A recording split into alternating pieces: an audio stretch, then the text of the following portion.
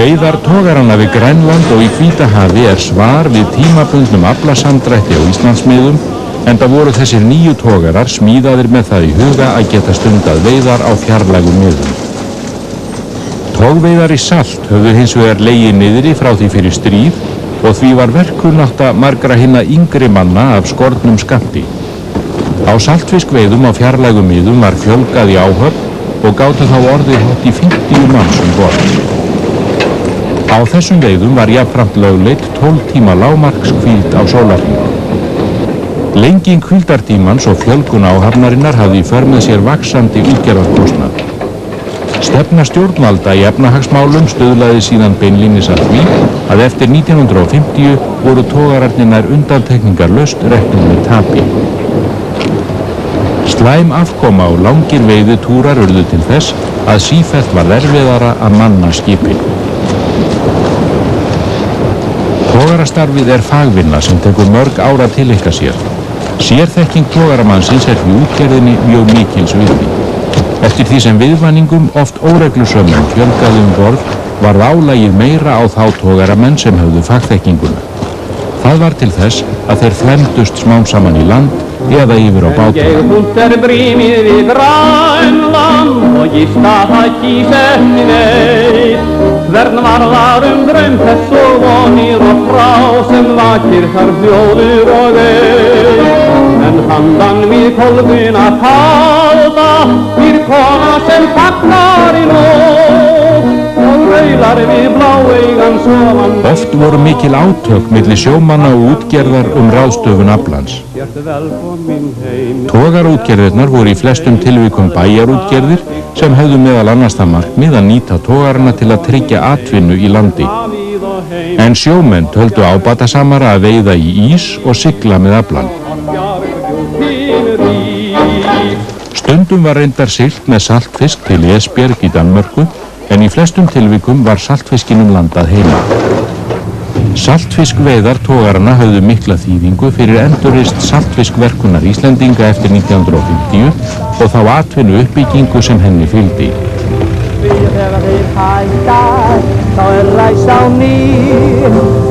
Eftir 1950 voru bátaútgerðinni áfram tryggð betri rekstrarskilyrði en togurunum, en nú með svonefndu bátagjaldeyriskerfi sem komið var á árið 1951. Kerfið tryggði bátum hærra verð fyrir aflan heldur togurum með tvöfaldri skráningu gengis. Afli bátana ýmist lagður upp hjá frystihúsunum eða hann fer í saltfisk eða skreiðarverkun. Hins vegar átti bátaútgerðin áfram í erfiðleikum vegna þess að sumarsíldveiðarnar brugðust ár eftir ár. Eftir stríðið hefur verkunaraðstæðan smá saman flust undir þak og verkamenn vinnslustöðvanna leyst landmenn bátana af hólmi í aðgerð. Beitingin hins vegar áfram í höndum landmanna. Harðnandi barátta fiskinn veldur því að saltfiskframleiðendur fá nú ekki jafn gott hráefni til verkunar og áður. En það eru fleiri en Íslendingar sem berjast minnkandi afla á Íslandsmiðum. Í bresku fiskveiðibæjunum voru miklir hagsmunir í húfi. Hér voru fjárfestingar í togurum og sjávarútvegsfyrirtækjum miðaðar við áframhaldandi frjálsan aðgang Breta að fiskimiðum við Íslandsstrendur. Hagsmunir Þjóðverja og fleiri fiskveiðiþjóða voru einnig miklir. Bresk fiskveiðiskip hafa haldið héðan til veiða á Íslandsmið í rúmar 4 aldir. Frá því síðustu aldamót hafa togararnir haft aðgang að grunnmiðum við Ísland upp að 3 mílum inni á fjörðum og flóum, en nú voru Íslendingar búnir að segja þessum samningi upp. Breska þjóðin ekki undir það búin að missa þann greiða aðgang sem hún hefur haft að fiskimiðunum við Ísland en sá tími er nú í nánd. Mars 1952. Ríkisstjórn Íslands ákveður í kjölfar vaxandi sóknar á Íslandsmið að færa landhelgina út í 4 mílur og loka fjörðum og flóum landsins fyrir veiðum með botnvörpu. Allar þjóðir nema Bretar viðurkenna landhelgisútfærsluna. Ríkisstjórn Breta grípur hins vegar ekki til gagnráðstafana. Ekki er vitað hvað þeim fer á milli þessum breska útgerðarmanni og skipstjóra hans á Íslandsmiðum, en sá orðrómur hefur komist á kreik að togareigendur hyggist grípa til sinna ráða. Baráttan fiskin er að komast í fullan gang. September 1952. Breskir togareigendur setja löndunarbann á íslenskan fisk. Ríkisstjórn Breta lætur þessar aðgerðir afskiptalausar. Bágstödd togaraútgerð Íslendinga má síst við þessum mótleik, enda hefur ísfiskmarkaðurinn í Bretlandi langt skeið verið aðal lyftistöng togaraútgerðar á Íslandi. En líkt og áður hefur gerst í sögunni verða þrengingar nú aflgjafi framfara í sjávarútvegi Íslendinga. Ísfisksölunni er beint til Vestur-Þýskalands, en siglingar þangað lágu niðri í stríðinu. Hér er mikil eftirspurn eftir fiski og Þjóðverjar í óðaönn að byggja upp fiskmarkaði sína í Bremerhaven og Cuxhaven. Árið 1952 varð metframleiðsla á saltfiski. 60% framleiðslunar kom af miðunum við Grænland. Saltfiskverkun sem af sumum var talin úrelt eftir stríð sannar nú tilverurétt sinn þótt sólþurrkun á stakkstæðum leggist smám saman af. Lægð hafði verið í skreiðarverkun eftir styrjöldina en upp úr 1950 færðist mikill vöxtur í hana og hélst svo fram á 7. áratuginn.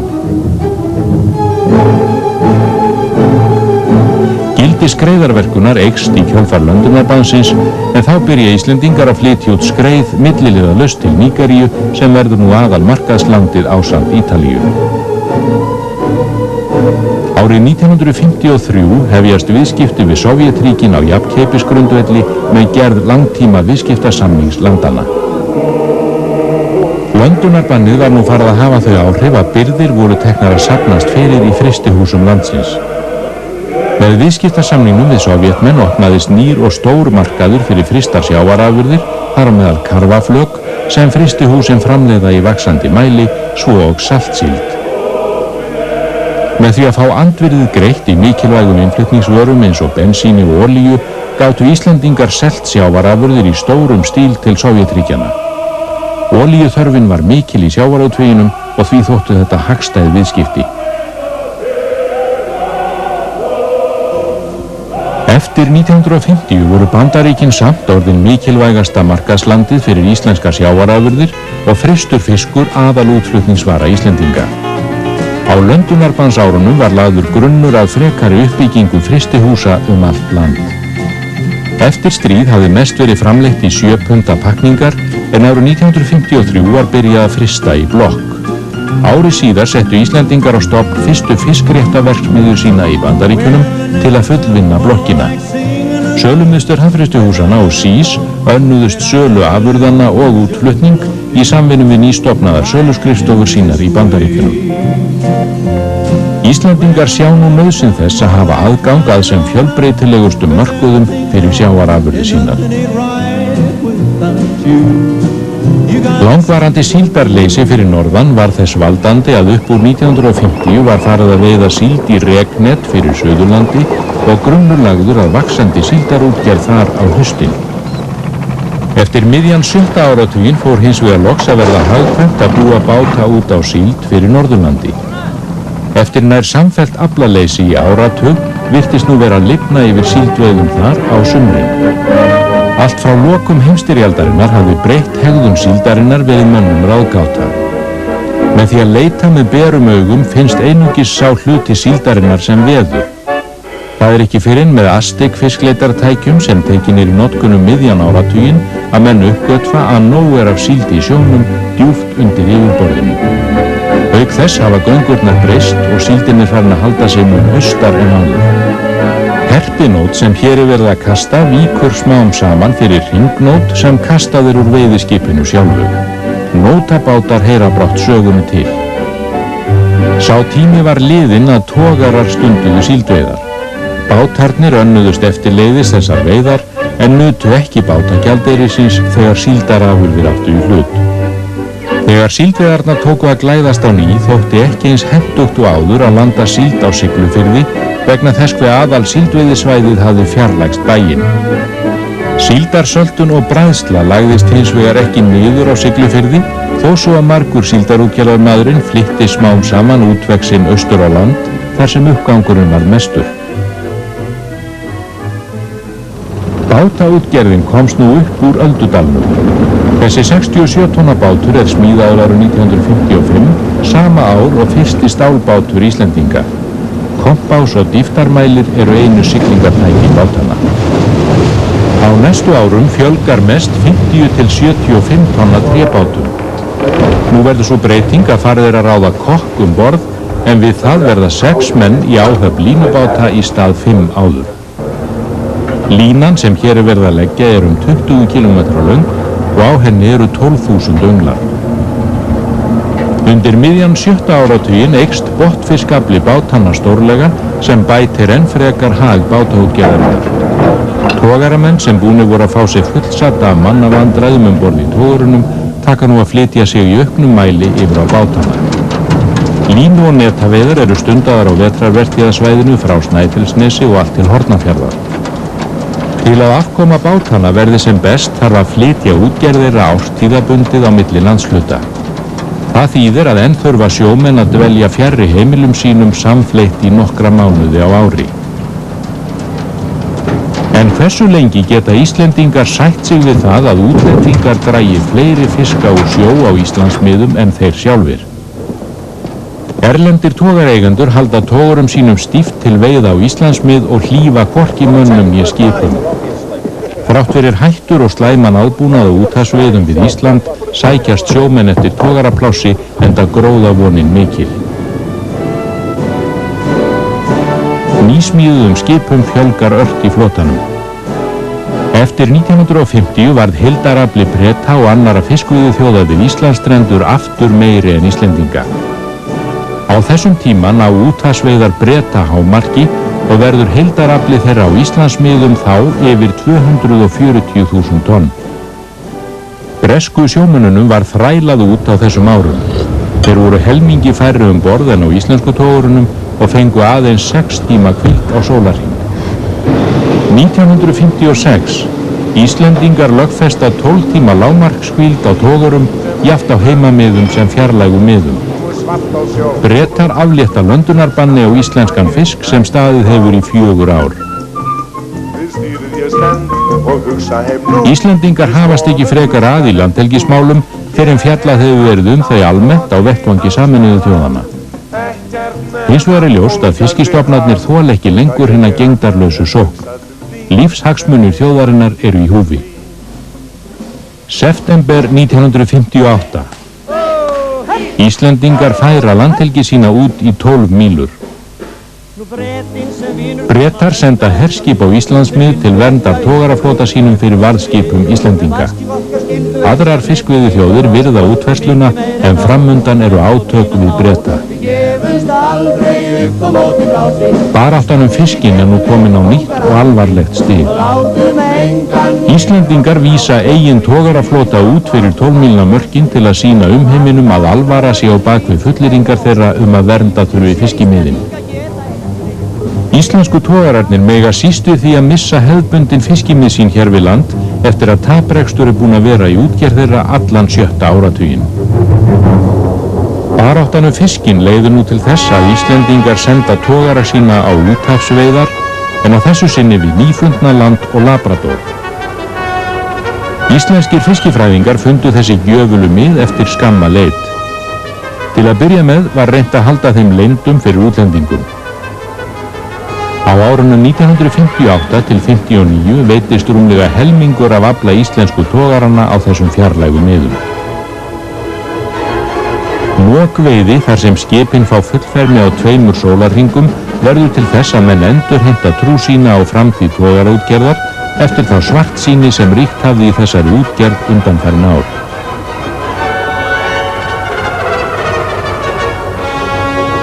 Ýmist siglt með aflann á ísfiskmarkaðin í Vestur-Þýskalandi eða honum landað heima til frystingar fyrir Rússlandsmarkað.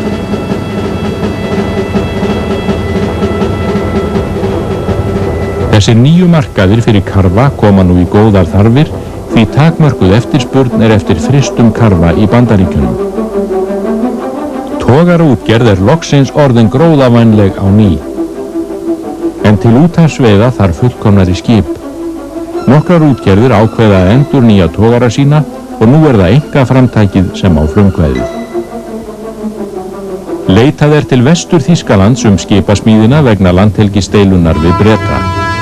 Samið við Seebeck skipasmíðastöðina í Bremerhaven í Vestur-Þýskalandi smíði 5.000 lesta togara. Þegar hér komið sögu eru Þjóðverjar farnir að smíða skuttogara, en íslensk stjórnvöld synja hins vegar fyrstu beiðninni sem kemur fram á þessum tíma skuttogarasmíði.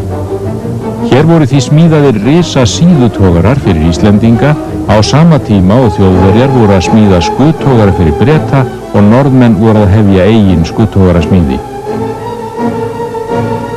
Þessum myndarlega skuttogara Breta, Lord Nelson, var hleypt af stokkunum í Bremerhaven líkt leyti og íslensku síðutogurunum. 1960. 9.000 lesta togararnir afhentir Íslendingum. Þeirra á meðal Maj sem hér kemur til heimahafnar í Hafnarfirði.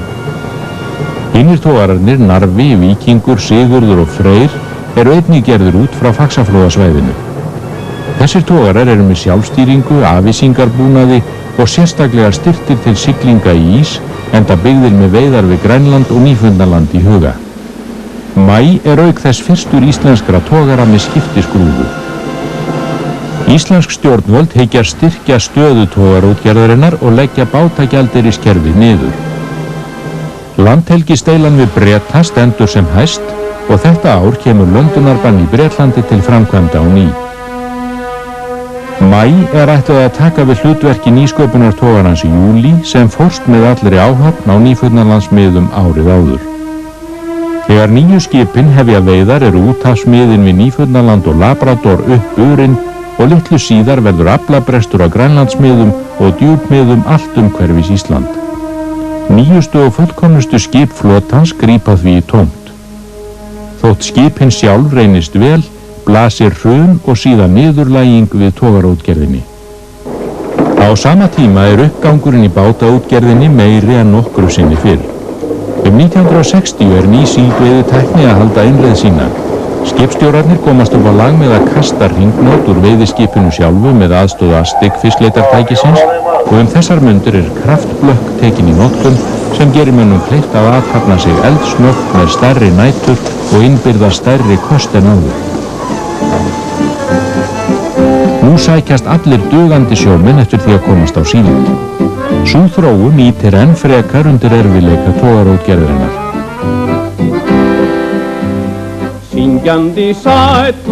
Mótaveiðar hefjast suðvestanlands sem leiðir til þess að bátar þaðan gerðir út á síld mestan hluta árs. Stærri bátar smíðaðir en áður, þar af margir yfir 200 brúttólestir og hannaðir sérstaklega til síldveiða. Stálbátar, þar á meðal svonefndir tappatogarar, ryðja sér til rúms.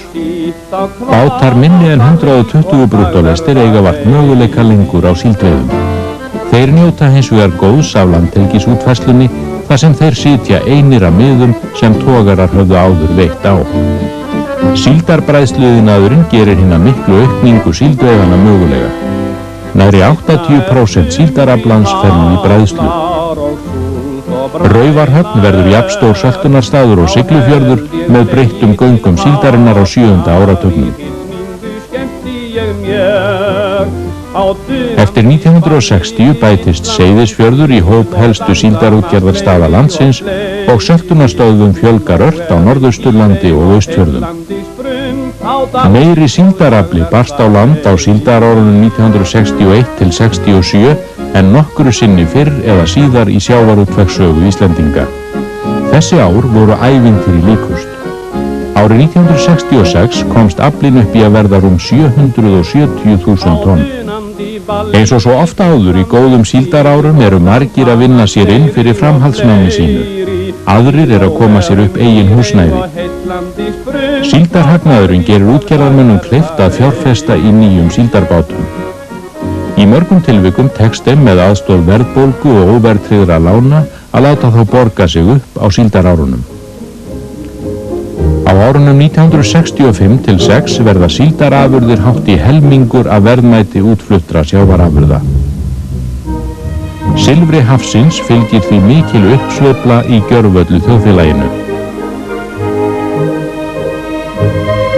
Í Reykjavík rísa ný íbúðarhverfi. Háhýsi koma til sögunnar. Sjónvarpsöld gengur í garð. Fólk horfir björtum augum til framtíðarinnar því nú telst þjóðin eiga nægan gjaldeyri fyrir öllum sínum nauðsynjum. Á síldarárunum var svonefnd viðreisnarstjórn við völd.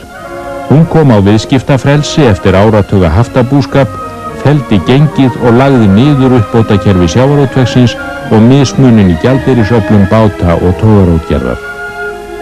Bílainnflutningur var gefinn frjáls, auk þess sem íbúar neyslusamfélagsins fjárfesta í frystikistum og sjónvarpstækjum. Allt byggist þetta að stórum hluta á síldinni. Það kann því ekki góðri lukku að stýra að hún farin að verða sífellt duttlungarfyllri og erfiðari viðfangs. 1967. Síldveiðisvæðið hefur færst lengst norður undir Svalbarða og Bjarnarey. Senda verður sérstök síldartök og birgðaflutningaskip á síldarmiðin. Breyttar göngur síldarinnar valda því að úthafsveiðar eru í fyrsta skipti í sjávarútvegssögu Íslendinga orðnar snar þáttur í bátaútgerðinni. Á þessari vertíð síld til bræðslu eingöngu landað um borð í síldartökuskip en jafnframt eru gerðar tilraunir með flutning til lands á síld til söltunar. Það orðið langt liðið á haustið þegar loks hægt að fara að bræða síld eftir langvarandi aðgerðarleysi í síldarverksmiðjunum.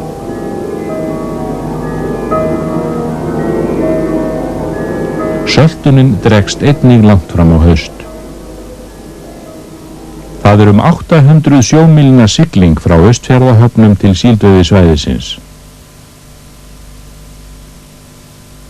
Síldartökuskipið Haförnin flytur þangað bæði olíu og vistir og þannig eini tengiliður sjómannanna heim.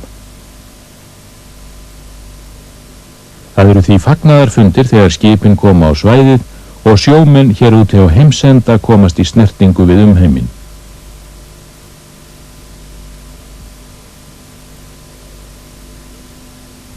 Sjávarkuldi í Íslandshafi veldur því að fiskifræðingar spá áframhaldandi síldargöngum á svæðið við Svalbarða og Bjarnarey. Hagsmunaaðilar hyggjast nýta reynslumanna af síldveiðum og síldarflutningum á þessari óvenjulegu síldarvertíð á fjarlægum miðum við undirbúning næstu vertíðar. Fyrirsjáanlegt að þá verði að flytja síldarsöltununa á haf út borð í sjálf veiðiskipin. 1968. Enn virðist síldin hafa breytt göngum sínum. Víðtækasta síldarleit fiskifræðinga fram til þessa skilar ekki þeim árangri sem vonast hafði verið eftir. Veiðin minnkar 70% miðað við árið á undan. Algert hrun blasir við þessari grein sjávarútvegsins sem dyggilegast hefur haldið uppi lífskjörum á Íslandi undanfarin ár. Árið 1969 finnst svo til engin Norðurlandssíld þrátt fyrir víðtæka leit. Stærsta og verðmætasta síldarstofni Atlantshafsins hefur verið veitt. Á þessum árum leggst allt á eitt við að skapa kreppu í íslenskum sjávarútvegi. Árið 1967 lokast skreiðarmarkaðurinn í Nígeríu í kjölfar borgarastyrjaldar.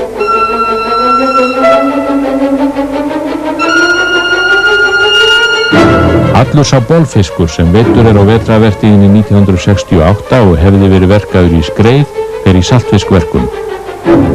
Offramboð verður í saltfiskmarkaðslöndum sem loka fyrir frekari innflutning. Saltfiskbirgðir hlaðast upp í landinu og liggja undir skemmdum. Mikið verðfall verður á freðfiski á Bandaríkjamarkaði og á mörkuðum fyrir lýsi og mjöl. Gengi krónunnar tvívegis fellt á tímabilinu til styrktar sjávarútveginum. Kreppuástandið endurspeglast í þjóðlífinu. Íslendingar sem fyrir örfáum árum voru uppfullir af bjartsýni búa nú við versnandi lífskjör og vaxandi atvinnuleysi. Fjöldi fólks tekur að flýja land í atvinnuleit. Fiskifræðingar fiskveiðiþjóðanna við norðaustanvert Atlantshaf halda árlegan samráðsfund sinn á Seyðisfirði.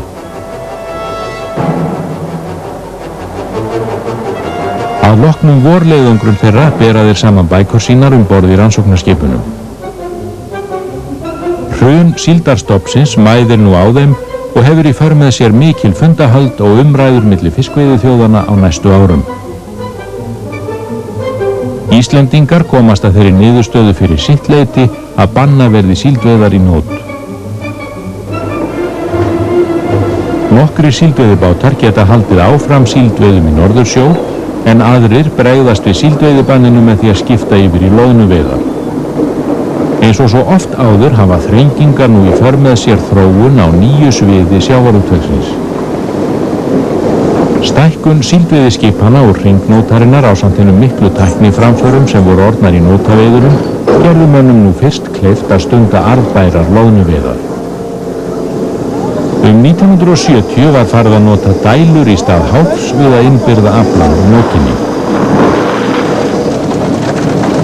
En loðnuveiðar einar sér dugðu ekki til að rétta útgerðina við. Á þessum erfiðleikatímum mikið fjallað framtíð útgerðar í röðum útgerðarmanna og beinist nú athyglin að því hvort ekki leynist bjargráð í endurreisn togarútgerðar.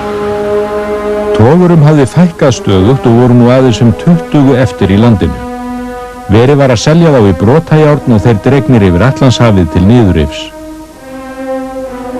Útgerðarmenn og stjórnvöld sameinast nú í þeirri trú sinni að með endurreisn togarútgerðarinnar megi rétta þjóðarskútuna við. En tími síðutogaranna liðinn. 25 ára gamall draumur Andrésar Gunnarssonar, mannsins sem varð fyrstur í heiminum til að setja fram hugmyndina skutogara, nær nú loks að rætast á Íslandi.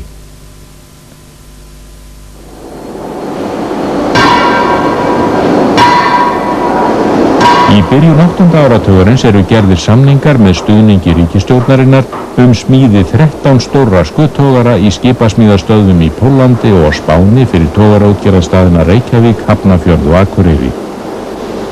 Vestfirðingar semja hins vegar smíði 5 helmingi minni skuttogara í Noregi en austfirðingar skipta við Frakka og Japani. Í 4. sinn á öldinni gerðist það að endurnýja þurfti togaraflotann í einu vettvangi og svo mikil var ákefðin að tala var skuttogara á hvert heimili.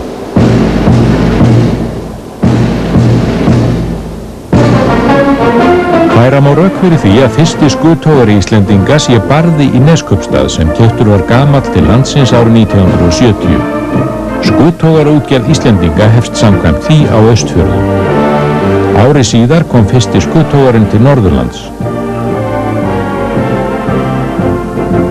Vigri, 700 brúttólesta togari Ögurvíkur í Reykjavík, var hins vegar fyrsti nýsmíðaði skuttogarinn og kom hann til landsins hausti 1972. 2 mánuðum síðar veittu Ísfirðingar viðtöku fyrsta nýsmíðaða togaranum að minni gerð en það var Júlíus Geirmundsson. Hann var einn 5 samstæðra skuttogara Vestfirðinga sem allir voru smíðaðir með það fyrir augum að fiskurinn yrði ísaður í kassa og ísinn framleiddur borð. Þessi aðferð sem Vestfirðingar tóku upp eftir Norðmönnum gjörbylti allri meðferð á afla hér á landi. 1973 1000 lesta skuttogarinn Bjarni Benediktsson kemur til Reykjavíkur. Þetta ár koma flestir skuttogarana til landsins, alls 22 til 17 útgerðarstaðar. Með skuttogaravæðingunni verða þáttaskil í sjávarútvegssögunni, því núna togarútgerð að festa rætur í öllum landshlutum.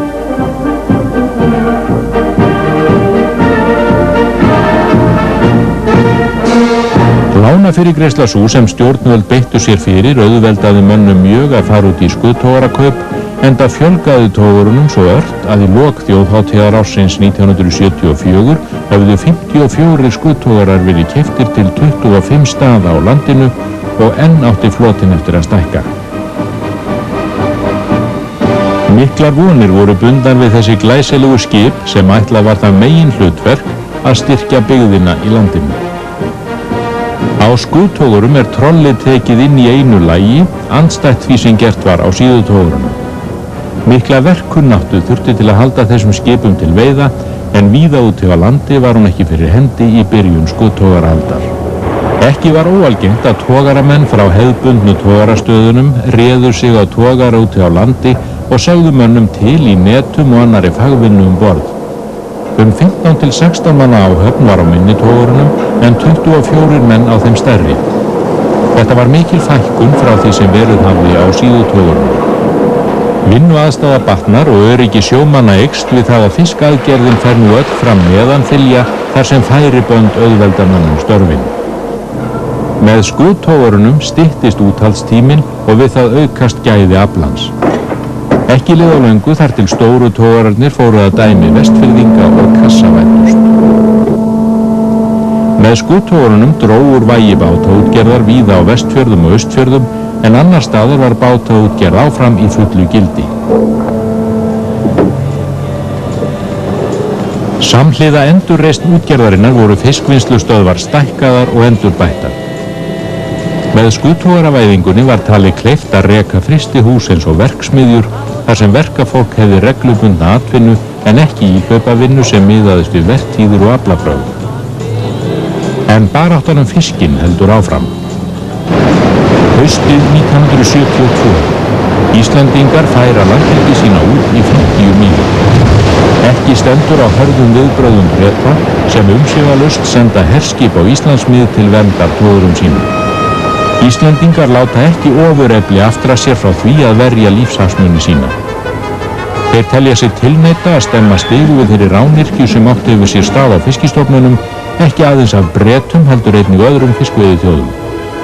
Svo mikla uppbygging sem átt hefur sér stað í íslenskum sjávarútvegi nú undir því komin hvernig þessum átökum reiðir af. Janúar 1973. Eldgos brýst út í Vestmannaeyjum, stærstu verstöð landsins. Íbúarnir neyðast til að flýja heimili sín. Bátarnir í höfn og sömuleiðis bátar í nærliggjandi höfnum. Með þeim því hægt að flytja fólki tafarlaust til lands á þess að nein slys verði á mönnum.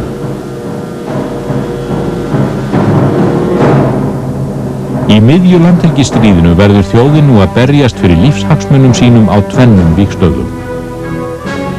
Mikil óvissa ríkir framtíð búsetu í eyjum. Eyðilegging blasir við þessari stærstu verstöð landsins sem skilar þjóðarbúinu 10% af útflutningstekjum þess. En hér, líkt og í landhelgisstríðinu, ætla menn ekki að gefast upp fyrr en í fulla hnefana og nú ráðist til atlögu við eldhraunið með því að dæla á það sjó. Þessi orusta háð frá fiskvinnslustöðvunum að hafnarminninu, en það skiptir sköpum að geta varið höfnina fyrir hraunstraumnum. Í nágrannaverstöðunum Grindavík og Þorlákshöfn var hafist handa að búa hafnirnar þar undir að taka við því hlutverki sem Vestmannaeyjar höfðu gegnt, færi svo að ekki tækist að verja höfnina í eyjum fyrir eyðileggingu. Á þessum tíma tóku Íslendingar að reyna fyrir sér með nýjungar í fiskveiðum, en það þrengdi nú að eftir að flestir nytjastofnar í Norður-Atlantshafi voru fullnýttir eða ofveiddir. 1975. Lög sett stjórnun rækju- og hörpudiskveiða. Dalvíkingar eru brautryðjendur í djúprækjuveiðum sem hófust í byrjun áratugarins. Hörpudiskveiðar sem hófust árið 1970 á Breiðafirði eru mikilvæg nýjung í fiskveiðum Íslendinga. Stykkishólmur miðstöð fyrir útgerð og vinnslu hörpudisks. Takmörkuð regnetaveiði var leyfð á síldveiðibannsárunum 1972 til 75, en nú banninu aflétt með skilyrðum. Haustið 1975. Landhelgin færð út í 200 mílur, einu ári eftir að sigur vannst í 50 mílna landhelgistríðinu. Ákvörðun Íslendinga studd rökum frá Hafréttarráðstefnu Sameinuðu þjóðanna. Hörð viðbrögð Breta koma fram í því að þeir gera vísvitandi tilraunir til að sigla á íslensku varðskipinu. Svo fór að lokum að floti hennar hátegnar lét undan síga haustið 1976. Afleiðingar landhelgisútfærslunar koma brátt fram í Bretlandi, ekki síst í fiskveiðibæjunum við Humberfljót og víða á vesturströnd Evrópu. Eftir að 200 mílna fiskveiðilögsaga strandríkja öðlast almenna viðurkenningu, leggjast úthafsveiðar niður og hundruðum togara lagt. Fiskiðnaður Breta og Þjóðverja hefði riðað til falls ef ekki hefðu komið til vaxandi ísfisk útflutningur Íslendinga til þessara þjóða framliðu stundir. Þáttaka Breta í efnahagsbandalagi Evrópu kom í veg fyrir að þeir gætu setið einir að fiskimiðum sínum. Fjöldi sjávarútvegsfyrirtækja varð gjaldþrota og fiskiðnaðurinn dróst saman. Grimsby, þessi fyrrum stærsti fiskveiðibær heims, má því muna sinn fífilfegri. Á næsta áratug eftir landhelgisútfærsluna fækkaði fyrirtækjum fiskkaupenda helming. Fljótlega kom að því að nokkur íslensk eða hálfíslensk umboðs- og fisksölufyrirtæki höstluðu sér völl á þessum vettvangi. Í viðbót við fiskkaupin sjáðu að veita íslenskum skipum alla nauðsynlega fyrirgreiðslu þegar þau koma hingað með fisk til löndunar. LIU stjórnaði þessum ísfiskútflutningi með því að úthluta fiskiskipum ákveðnum löndunardegi áður en þau héldu til veiða. Með því var reynt að stjórna framboðinu með hliðsjón af eftirspurn á mörkuðunum erlendis. Tvennt átti eftir að hafa áhrif á ísfiskútflutning Íslendinga framliðu stundir. Tilkoma sambærilegra uppboðsmarkaða heima á Íslandi og útflutningur á ísfiski með flutningaskipum í gámum. Gámaútflutningur hófst með tilraunasendingum í smáum stíl upp úr 1980 en hefur með bættri flutningatækni náð að verða á bilinu 70 til 80.000 tonn á ári. Þessi nýbreytni hefur haft mikla þýðingu fyrir afkomu bátaútgerðarinnar. Með háþróuðu dreifingarkerfi þar sem kældir flutningabílar hafa leyst járnbrautarlestir af hólmi unnt að koma fiskinum til kaupandans hvar sem í Englandi og Wales innan 24 klukkustunda frá því honum var landað. En Fish and Chips vinsælasti skyndibitarétturinn í Bretlandi og ekkert lát á fiskneyslu á ísfiskmörkuðum Íslendinga í Evrópu þrátt fyrir gjörbreyttar aðstæður við öflun fisksins. Úthafsveiðiþjóðirnar verða nú í auknum mæli að reiða sig á að fá fisk frá þeim þjóðum sem tóku af þeim fiskimiðin. Í kjölfar landhelgisútfærslu og skuttógaravæðingar sækir íslenski tógaraflotinn nú á fiskimið sem hann hafði ekki nýtt áður.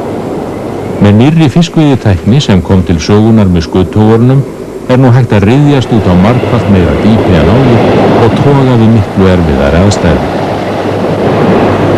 Togaraskipstjórarnir komast nú í kynni við gjöful fiskimið sem Þjóðverjar höfðu uppgötvað og staðsett nákvæmlega.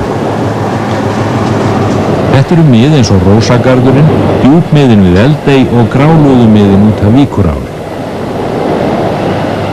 Eftir að Íslendingar réðu orðið einir yfir fiskimiðum sínum kom bráðlega í ljós að lélegt ástand fiskistofnanna þoldi ekki óhefta sorg.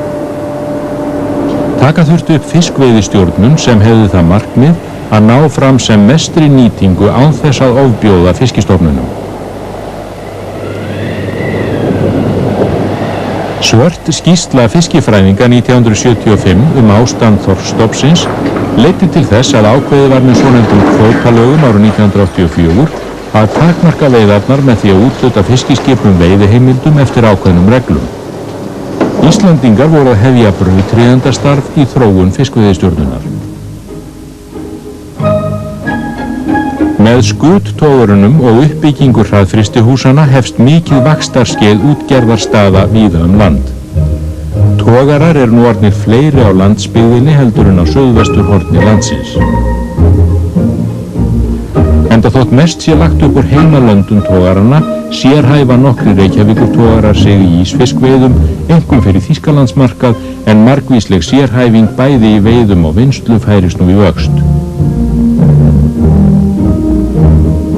Vinnslan og markaðirnir hafa sífellt meiri áhrif á hvaða fisk komið með að landi.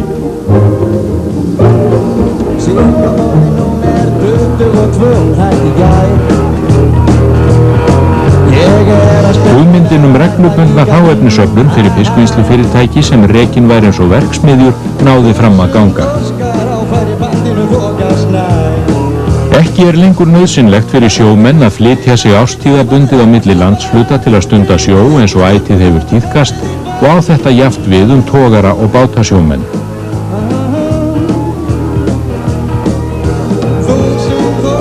Þrátt fyrir bættan skipakost og full yfirráð yfir landhelginni nær þorskstofninn ekki fyrri afrakstursgetu sem að mati fiskifræðinga 500.000 tonn. En sjávarútvegurinn heldur áfram að vera undirstaða þjóðarbúsins og því mannlíf og atvinnustarfsemi í verstöðinni í Íslandi samofin sjávarútveginum með margvíslegum hætti. Skipasmíðaiðnaðurinn viðamesta iðngreinin sem þróast hefur samhliða útgerðinni. Auk nýsmíða sem reyndar hafa átt í vök að verjast hinn síðari ár sinna skipasmíðastöðvarnar nauðsynlegu viðhaldi fiskiskipanna. Á sama tíma og skutogaravæðingin átti sér stað, áttu þær sinn þátt í jöfnum vexti bátaflotans. Flestir síldarbátarnir frá síldarárunum síðari hafa nú verið endurbyggðir svo rækilega að þeir eru nær óþekkjanlegir. Algengt að skipin hafi verið lengd, byggt hafi verið yfir aðgerðardekkið og skipt stýrishús og skuð. Í mörgum tilvikum hefur verið skipt aðalvél. Auk þess hefur tækjabúnaðurinn verið endurnýjaður frá grunni. Þótt einnig væru smíðaðir nýjir bátar, mynduðu endurbyggðu síldarbátarnir stofn bátaflotans þegar komið var fram á 9. áratuginn. Þessir bátar stunda jöfnum höndum netaveiðar, togveiðar og nótaveiðar.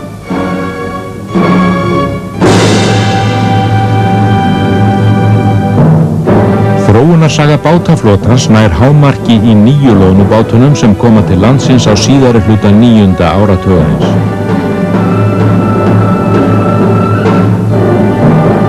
Það orðin öfugmæli að kalla þessi stóru og fullkomnu skip báta, enda nú farið að tala þau sem sérstakan flokk skipa. Þessi miklu fiskveiðiskip einkum ætluð til loðnuveiða en búa yfir þeim meginkosti bátana að geta stundað fjölbreytilegan veiðiskap bæði með nót og trolli. Loðnuskipin bera mestan afla að landi í tonnum talið í samanburði við önnur skip flotans. Eftir að síldveiðibanninu var aflétt fengu síldarbátar sem breytt hafi verið í loðnubáta ekki að taka þátt í síldveiðum á ný og síldarbræðsla var bönnuð fyrstu árin. Það var hins vegar hlutskipti loðnubátana að koma í veg fyrir stöðvun bræðsluiðnaðarins sem nú byggist á loðnuveiðum en ekki síldveiðum.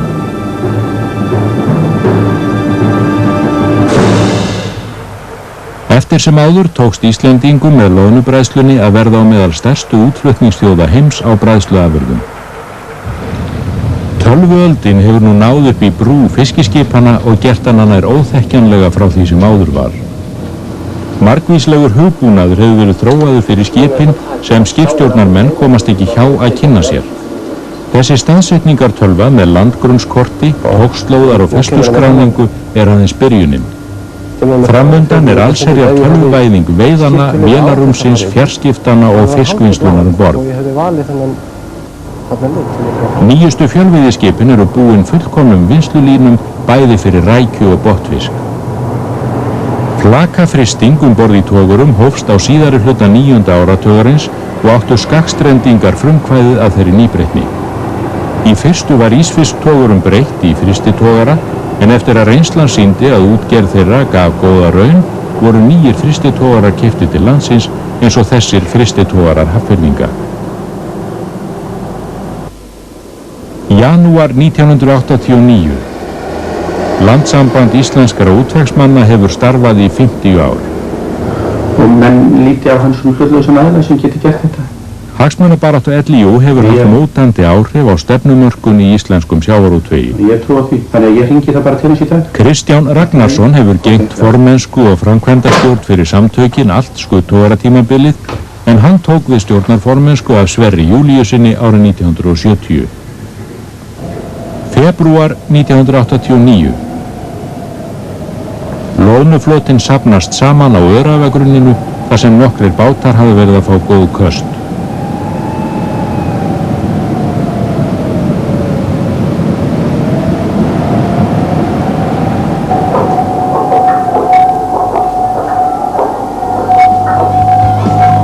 Á meðan verður að leita að góðri torfu til að kasta á, getur skipshöfnin á Helgu annari slappað af. 15 menn á stóru loðnubátunum og þykir allur aðbúnaður borð vera til fyrirmyndar. Ætli körlunum á 20 tonna útilegubátunum frá 3. áratugnum hefði ekki brugðið í brún ef þeir hefðu mátt líta inn í þessa veröld 6 áratugum síðar. Þeir hefðu vísast þverteki fyrir að þetta væru káetur í fiskibát. Hér hreinlætis aðstafa eins og best verður á kosið. Gufuböð og ljósabekkir þykja orðið sjálfsagðir hlutir í þessum útilegu skipum nútímans. Helga önnur tæplega 800 brúttolistaskip með rúmlega 3000 hestafla vél smíðuð í Noregi árið 1988.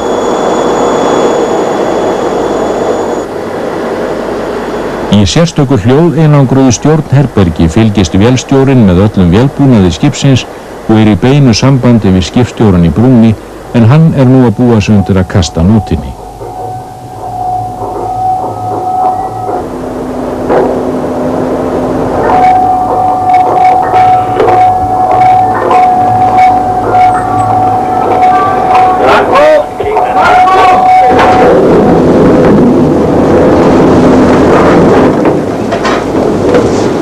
Þegar kastað á loðnutorfi farið líkt að og á síldveiðum nema hvað loðnunæturnar eru stærri. 2 gerðir af loðnunótum notaðar eftir því hvort verið að veiðum á djúpu eða grunnu vatni. Þessi stærstu veiðarfæri flotans kosta 15 til 20 milljónir króna. Alltaf hætta á að eitthvað geti farið úrskeiðis í kastinu. Ábyrgð skipstjórans því mikil. Loðnuvertíð getur staðið yfir frá síðla sumars og fram í mars. Framan af vertíðinni loðnan veidd í bræðslu, miðjan febrúar hún fryst fyrir Japansmarkað en í mars sjálf hrognin fryst. Þess á milli stunda sum loðnuskipin botnfisk eða rækjuveiðar en öðrum lagt. Miklar náttúrulegar sveiflur í stærð loðnustofnsins sem hafa oft valdið þjóðarbúinu ómældum efnahagslegum vanda. Á 9. áratugnum sveiflaðist veiðin frá 1,3 milljónum lesta niður í ekki neitt. Stofninn viðkvæmur vegna þess að loðnan hrygnir aðeins einu sinni á ævinni.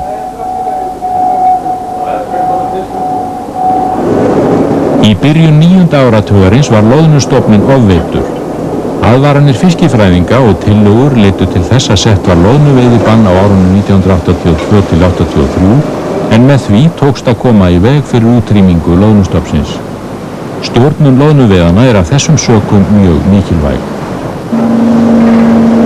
Þegar vel gengur geta stóru loðnuskipin eins og Helga önnur tekið inn 1000 tonn af loðnu á aðeins 6 klukkustundum. Sjómenn sem stunda vinnu sína á Íslandsmiðum hávetur geta átt von á því að hann rjúki upp á fáeinum klukkustundum með norðan brælu.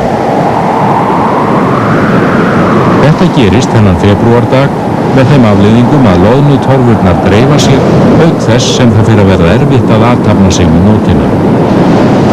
Bátarnir verða því að hætta veiðum og í þessu tilviki ekki annað að ræða en að halda til hafnar þegar dælt hefur verið nótinni. Þjóð sem sækir lífsbjörg sína í greipar ægis við svona erfið skilyrði af vetrinum þarf á fullkomnum fiskiskipum að halda.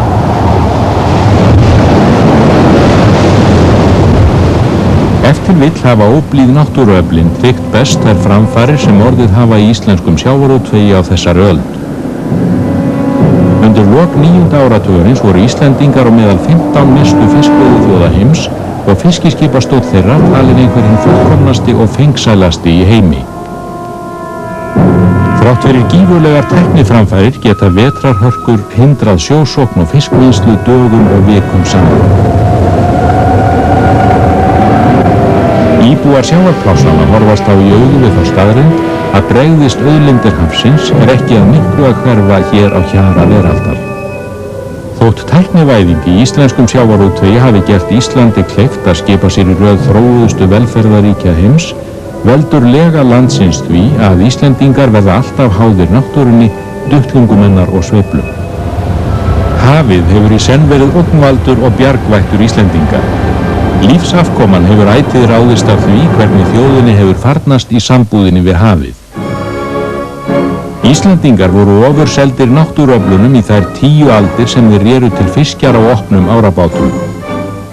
Þeir töldu sig loks geta losnað undan ægivaldi náttúrunnar eftir að þeir komist í kynni við véltæknina upp úr síðustu aldamótum. Ákefð þeirra í að tæknivæðast lýsi sér í því að útgerðarmenn sem byrjað höfðu feril sinn á því að eignast hlut í árabát lifðu alla breytingasögu sjávarútvegsins. Erlendis eru sambærilegar þjóðfélagsbreytingar taldar verk 3 kynslóða. Á Íslandi tókst hins vegar einni kynslóð að umbylta árabátaverstöð eins og þessari í nútíma sjávarpláss með tæknivæddri útgerð og fiskvinnslum. En þrátt fyrir þessa atvinnubyltingu hefur náttúran enn vald yfir lífsafkomu fólksins. Þar munar mest sjálfan fiskinn í sjónum sem ekki virðist vera lengur til innan fiskveiðilögsögunnar í því magni sem þjóðfélagið hefur þörf fyrir. Útgerðarmenn verða því stöðugt að leita nýrra leiða í rekstri sínum. Sumarið 1989 grípa nokkrir útgerðarmenn frystitogara til þess ráðs að senda skip sín út fyrir 200 mílna landhelgina á karfaveiðar á Reykjaneshrygg. Enn einu sinni setja menn traust sitt á úthafsveiðar þegar þrengir að á heimamiðum. Takmarkaðar veiðiheimildir valda því að ella þyrfti að binda fullkomnustu togara flotans við bryggju stóran hluta úr ári.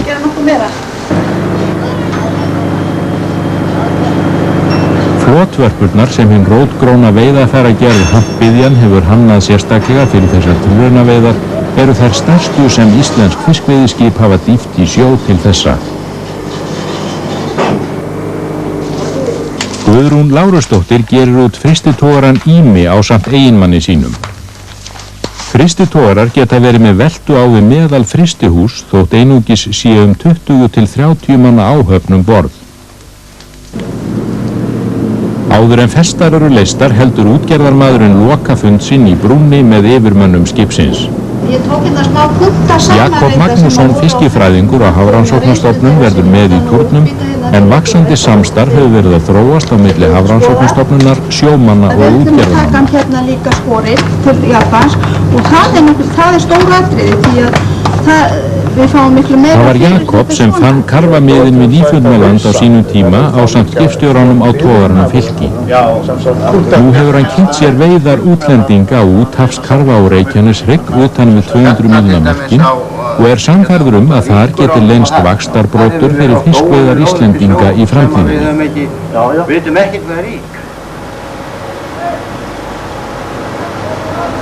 Útgerðarmenn frystiskipana standa nú í svipuðum sporum og útgerðarmenn nýsköpunartogarana upp úr 1950 þegar þeir voru að senda togara sína til Grænlands og í Hvítahafið. Frysting borð kemur hins vegar í stað saltfiskverkunar áður. Þannig hefur hæfni sjávarútvegsins til að laga sig að breyttum aðstæðum verið helsti drifkrafturinn í þróunarsögu hans og stuðlaða þeirri fjölbreytni sem nú er eitt helsta einkenni þessarar undirstöðu atvinnugreinar þjóðarinnar.